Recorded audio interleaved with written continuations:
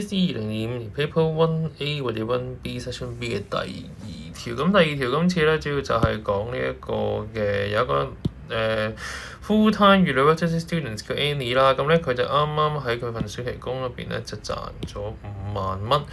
咁佢而家life status 咧就係一個 full-time 嘅 university student， 即係一個全職嘅大學生啦。咁佢未來喺2年之後咧就諗住 join 一個 overseas exchange program 嘅。咁佢就 A 部分咧就問佢哋可唔可以舉2個 stay 啦，你列嗰2個嘅 Annie 嘅 financial needs。咁真係記得做親呢類嘅題目嘅時候咧，都一定要同翻佢嗰個 life status 咧係要 related 嘅。咁嗰個 life status 就係一個全職嘅大學生啦，咁所以咧佢嘅使費或者 financial needs 應該都係同佢嗰個學業係有關嘅。咁所以佢嘅 financial needs 最主要就可能 paying 一啲 study related 嘅 expense， 譬如佢可能要俾大學嘅學費啦 tuition fee 啊，或者可能佢未來佢需要去 overseas exchange， 咁所以呢個咧都係其中一個需要考慮嘅。咁第二咧就係譬如佢要積聚財富啦。咁有啲同學就會話：咦唔係喎，其實佢使唔使俾日常嘅使費？嗱，日常使費咧，因為同其他嘅life status 嘅 financial needs 都係相似，咁所以我哋喺呢個 case 我哋係唔 count 嗰啲 daily 嘅expenses 啊，或者一啲 necessity 嘅 expenses 嘅。咁所以呢度咧可能就要留意翻啦。咁就如果佢有一啲嘢係同其他 life status 係相類似嘅話咧，咁可能喺呢個 case 咧就唔好寫落去啦。咁變咗即係譬如你講嗰啲咩travel 啊，或者嗰啲咩transport 啊 travel 或者一啲 meal 啊 entertainment 啊，咁嗰啲咧都唔好寫落去啦。OK 得唔得？咁所以呢度咧就要留意翻嗰個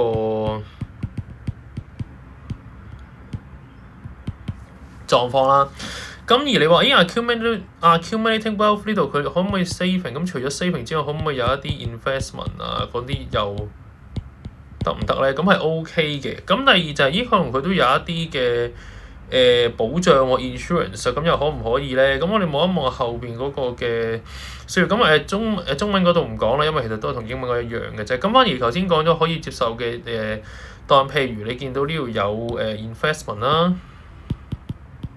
咁 investment 入邊可能你會講到，即係同嗰個 accumulating wealth 係相類似。咁譬如可能你可以做 investment， 咁可以有savings 啦，又或者fixed deposit 啦，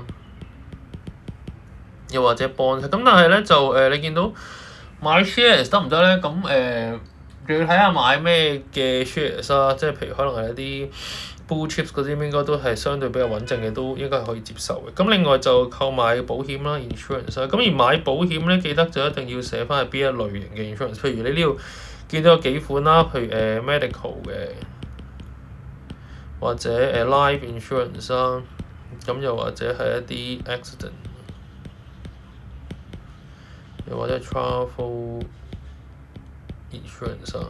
咁呢啲咧都係可以接受嘅 ，OK。咁但係就一定要 stay 清楚買邊一類咧，就唔可以就咁寫我買insurance 啊，咁得唔得啊？咁就唔得啦喺呢個 case。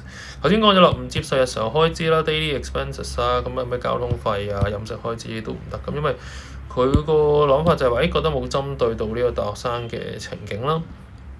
咁即係望翻呢個有3個考生嘅答案，譬如話第一個支付大學學費 OK 嘅 tuition free， 咁你日常生活開支呢個咧就冇啦，咁所以0分。咁呢度佢話佢未分要買保險，咁但係冇寫到明邊一類保險啦。咁呢度就應清楚指出購買合適嘅保險公司呢度係0嘅。咁教育開支係 OK 嘅。